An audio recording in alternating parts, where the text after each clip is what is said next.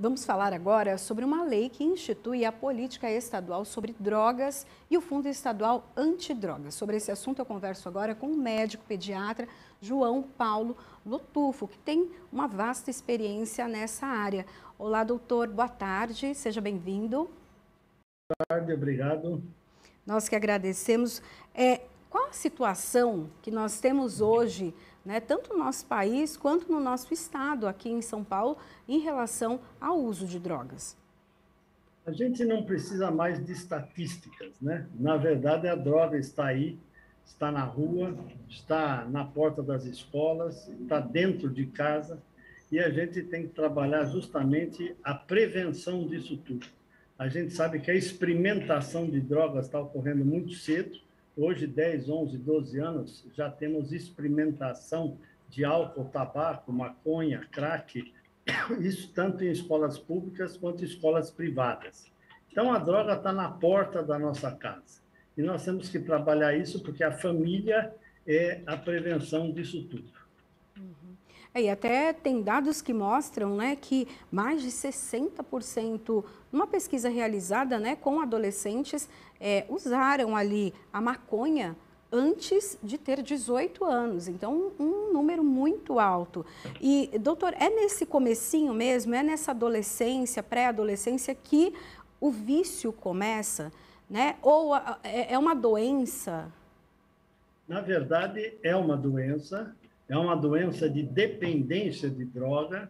Então, você começa fumando, bebendo, e isso precocemente no nosso meio. Qual é o problema disso? O cérebro se desenvolve até os 21 anos. Qualquer droga iniciada antes da formação do cérebro, a chance de dependência é maior. Se você pegar no meu ambulatório, no hospital universitário, para parar de fumar, o pessoal que está lá em torno de 40 a 60 anos, todos eles começaram a fumar com 12, 13, 14 ou até antes disso. Então, a chance de dependência é maior, a dependência é muito forte e depois fica muito difícil parar. Por isso que, na nossa visão, nós temos que trabalhar a prevenção das drogas. Isso começa intraútero. Se a mãe usa maconha durante a gestação, o cérebro do feto já entrou em contato com a droga. Quando ele começar a experimentar, ele vai se tornar dependente mais facilmente. A mesma coisa em relação ao tabaco, a mesma coisa em relação a todas as drogas. Até algumas pessoas, né, acabam permitindo que os filhos fumem muito cedo, ou os filhos estão fumando e acabam não tomando ali alguma medida, e isso pode ocasionar uma dependência e até problemas de saúde e que levam a outras drogas no passar do tempo? Com certeza, existe um caminho. Você começa com as drogas lícitas e depois passa para as drogas ilícitas. Então, o que acontece? Você começa fumando, você começa bebendo, e isso vai chamando as outras drogas. Dificilmente alguém vai começar a fumar o crack. Você começa pelo tabaco, depois você passa, ou hoje já se começa pela maconha, já que o tabagismo diminuiu muito no nosso meio. O Brasil é o segundo país que cumpriu toda a missão da Organização Mundial de Saúde para diminuir o tabagismo. Então, nós conseguimos fazer isso. Houve uma vontade política da sociedade nesse sentido. O que acontece é o desconhecimento das drogas, tanto do jovem quanto dos pais. Então, o pai fumar uma maconha com o filho, ou o pai ensinar o seu filho a beber com 13, 14, 15 anos, é um dos absurdos que a gente vê ocorrer nos consultórios pediátricos. A gente escuta isso. Então, esse é o problema. O pai desconhece o malefício da maconha. Ele acha que a maconha não faz mal, a maconha é natural, todo esse papo. E, na verdade, você começar a usar a droga muito cedo, ela pode lesar o cérebro, porque o cérebro está em desenvolvimento. A lesão pulmonar da maconha existe, mas não é tão importante quanto ao causado pelo cigarro. Mas a lesão cerebral da maconha pode ocorrer e é irreversível. Então, a população tem que saber disso. Então, não existe maconha boa, maconha ruim, tudo é maconha. Não existe a maconha medicinal, como escutamos num jornal esse fim de semana. Existe o canabidiol medicinal. A hora que você fala em maconha medicinal, na cabeça do jovem, maconha é remédio. Então, eu posso fumar maconha. Não é isto. Então, existem substâncias retiradas da planta que são medicinais. Isso precisa ficar muito claro, porque senão vai se perdendo o medo da droga, vai se usando precocemente e as lesões vão aparecendo. Todo mundo conhece um nóia, como se diz popularmente, que é aquele camarada que usou a droga, às vezes não usou muito, não, usou pouco, mas a lesão cerebral ocorreu e esse camarada não vai ter o seu cérebro de volta, como era antes. Então, um camarada me perguntou esse fim de semana, eu já estou limpo da maconha há 5 anos, mas quanto tempo sem a droga para minha memória voltar ao normal? E eu tive que falar para ele, não vai voltar, porque a lesão cerebral da maconha é irreversível. Então, nós temos que aumentar o conhecimento das pessoas sobre o risco das drogas. E lembrar isso, você usar droga antes do cérebro estar formado, há muito mais chance de ter dependência e lesão. Isso não significa, doutor, que usar, então, esse tipo de droga depois da formação completa do cérebro não seja prejudicial. Ela é prejudicial em todo o tempo. É prejudicial em todo o tempo. Fumar é prejudicial em todo o tempo. Se você começa a fumar mais cedo, mais chance de lesões. Então, a maconha é a mesma coisa. Quer dizer, agora, usar a maconha antes do cérebro estar formado ou beber... Por que nos Estados Unidos a bebida alcoólica entra com 21 anos e aqui é 18? Por que não conseguem mudar a legislação? Por força do lobby do álcool, aí no caso. Então, há interesse, grana, interesse de dinheiro do lobby das drogas, tanto álcool, quanto tabaco, quanto maconha. O que é o cigarro eletrônico hoje? Ele foi bolado com a ideia de que fumar o cigarro eletrônico faria menos mal, mas a indústria lança isso para o jovem, de uma linguagem do jovem. E hoje você tem o jovem aumentando o consumo de cigarro eletrônico. Ali tem o quê? Uma ampola de nicotina que tem até 15 vezes a concentração de nicotina de um cigarro. Isso causa uma alta dependência de nicotina e o jovem que fuma o cigarro eletrônico, ele vai fumar depois do cigarro normal ou até cigarro de maconha. Já tem trabalhos comprovando isso. Então, cigarro é cigarro, cigarro eletrônico é cigarro, narguilé é tabaco. Então, tudo isso é prejudicial para a saúde. Então, hoje eu estou numa escola aqui, fazendo palestra para os alunos, tentando incentivar a escola a fazer um programa de prevenção, e os alunos perguntam para mim, puxa, mas e o cigarro eletrônico sem nicotina? Veja, o material para vaporizar, para fazer aquela fumaça, é cancerígeno, tem metais pesados. Tudo isso causou uma insuficiência respiratória gravíssima nos jovens americanos, porque a indústria lá fez o marketing para os jovens. Mesma coisa que está fazendo aqui. Isso tudo por baixo do pano. A informação que o jovem tem é de internet, e 90% do que tem lá é fake news. Então, nós temos que alertar a sociedade do risco de se aprovar, por exemplo, o cigarro eletrônico aqui no Brasil, porque vai aumentar o consumo e vão aumentar as doenças relacionadas a ele. Então, nós temos que trabalhar nesse sentido. Bom, como o senhor comentou, né, está então numa escola fazendo essa conscientização. O Estado de São Paulo, aqui a Alesp, ela aprovou uma lei que hoje tem o número 17.189, 183, desculpe, de 2019, que acabou de completar 3 anos, né? E é a política estadual sobre drogas e o Fundo Estadual Antidrogas. Essa lei, ela é de autoria do deputado Eniose Cuquier, e a ideia dela realmente é discutir essa questão da droga, do uso dela, do abuso dela, né, e principalmente como evitar, que é o trabalho que o senhor tem feito. E é o que o senhor falou agora, é a conscientização. Muitos jovens não fazem ideia do que pode acontecer no futuro, né? Veja, tudo é muito... Eu li toda essa legislação, tudo é muito bonito no papel, mas eu acho que a parte política dessa história tem que, além de discutir, tem que partir para a prática, percebe? Então, existem alguns programas que já tem. Você fala para um governador, ele diz assim, mas já tem o PROERD. Veja, o PROERD foi analisado e a eficácia dele é muito baixa, muito pequena. Por quê? Porque ele é pontual, pontual. O problema é que o programa de prevenção tem que ser contínuo, persistente. Não adianta eu vir à escola aqui, como eu estou hoje, estou falando de uma escola privada, não adianta eu vir aqui fazer uma palestra para os jovens. Eles se divertem, é interessante, eu faço um monte de brincadeira, eu sei lidar com eles, sei fazer mágica para eles, etc. Mas o importante é estimular a escola a ter um programa contínuo de prevenção.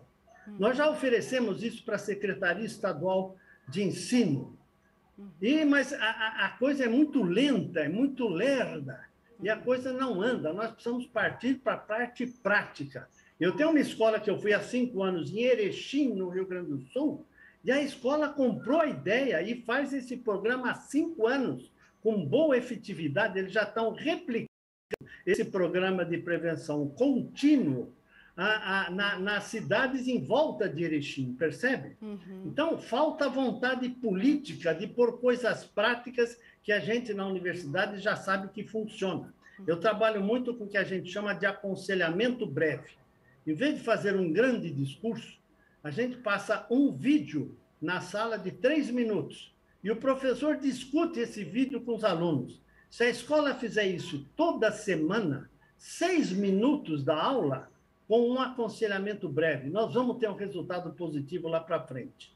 Se a escola fizer uma grande palestra, isso entra por um ouvido e sai pelo outro. Então, o programa de prevenção, por exemplo, na Islândia, que funcionou, qual foi? Aumento de atividades culturais e esportivas na escola. Nossas escolas fecham fim de semana, eu nunca vi uma coisa dessa. Então, o professor de educação física não trabalha a competição interclasse, ou pais de alunos, ou pais de professores. Tem música na escola? Tem, mas não... Que tal criar uma banda na escola, uma orquestra na escola, um coral na escola? Não é possível que a gente não consiga aumentar a atividade cultural e esportiva dos alunos. Então, tem uma série de coisas que já estão no site do nosso programa, que chama Dr. Bartô, que tem muito material ali gratuito para a escola fazer o seu programa de prevenção. A gente lança o programa e ali você vai ter professores que vão comprar essa ideia e vão fazer isso acontecer. No último congresso agora do Free Mind, foi um congresso em Campinas, sábado último, eu levei lá, meu tema era escola e igreja são parte da família, são as segundas famílias. Por quê? A droga começa dentro de casa. Se o pai fuma, se o pai bebe, a chance do filho fazer isso é muito maior. Se o pai usa maconha, a chance do filho usar é muito maior. Então, a escola também tem que trabalhar. E eu levei lá para falar um pastor, levei para falar a fisioterapeuta Fernanda de Erechim, que tem uma experiência muito boa com isso, e levei o professor Hernani, que é o professor de matemática da Escola de Aplicação da USP. Eles têm um programa dentro da escola contínuo. Ele é professor de matemática. Não tem nada a ver com a questão de droga, mas é lógico que tem, porque ele é o exemplo de professor na escola, percebe? Não?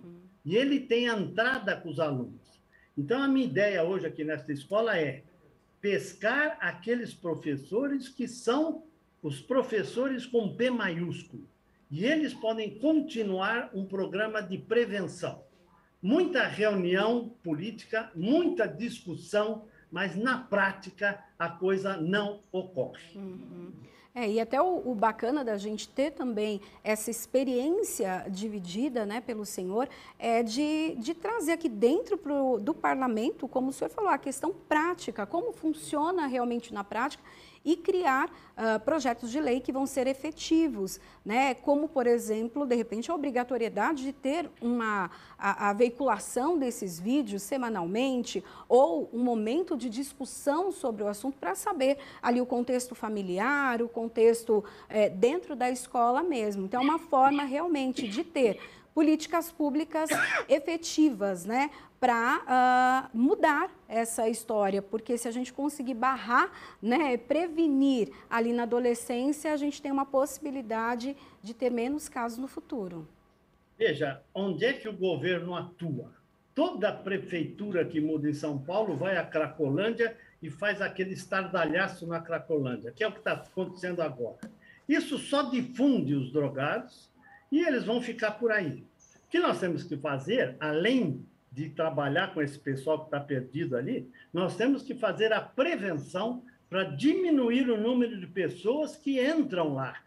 Esse é o grande desafio. Amanhã, por exemplo, eu vou estar saindo de São Paulo às 6 horas da tarde, depois de trabalhar o dia inteiro, vou até Santa Rita do Passa Quatro. 5 horas de viagem. Por que eu vou lá? Porque o COMAD de lá, a Comissão Municipal Antidroga, se interessou pelo projeto. Quinta de manhã estarei fazendo uma palestra para todos lá os professores interessados, serviço social, toda a parte política ali da cidade, para estimular um programa de prevenção que funcione. Eu já fiz um projeto piloto e consegui diminuir 60% da experimentação de drogas nos jovens. Então, esse projeto está pronto, só que é uma dificuldade da Secretaria de Educação abrir as portas para fazer o que já foi comprovado que funciona. Então, não vamos perder tempo. Podemos discutir? Podemos, mas vamos partir para a prática. E quando você fala partir para a prática, o pessoal que já faz alguma coisa fica intimidado, porque parece que você quer pôr o teu projeto na frente dos outros. Não é isso. Eu quero somar o meu projeto, que eu sei que funciona, que já foi testado cientificamente, e quero juntar ao ProERD, por exemplo. É somar os esforços, entendeu? E não competir com o que já tem. É uma mania disso, de achar que você vai competir com o outro. Não, eu quero somar. O ProERD atua no 5º ano. Eu quero atuar intraútero. Porque se eu tenho uma paciente, mãe, que está gestante e fuma, eu tenho que fazer ela parar de fumar antes. Porque se ela fuma na gestação, a chance do filho fumar e ter as doenças tabaco relacionadas são maiores. Sim. Se eu tenho alcoolismo dentro de casa, eu tenho que trabalhar a prevenção, porque a doença é genética. Então, eu vou conversar com o jovem, olha, não beba, porque o alcoolismo está na genética da sua família. E aí, por aí, vamos em frente, entendeu? Então, a ideia é lançar uma semente, como fizemos na escola de aplicação da USP, já tinha um programa, mas nós somamos ao programa deles, e como fizemos em Erechim, que hoje é um expoente aí na prevenção de drogas na região, lá no Rio Grande do Sul.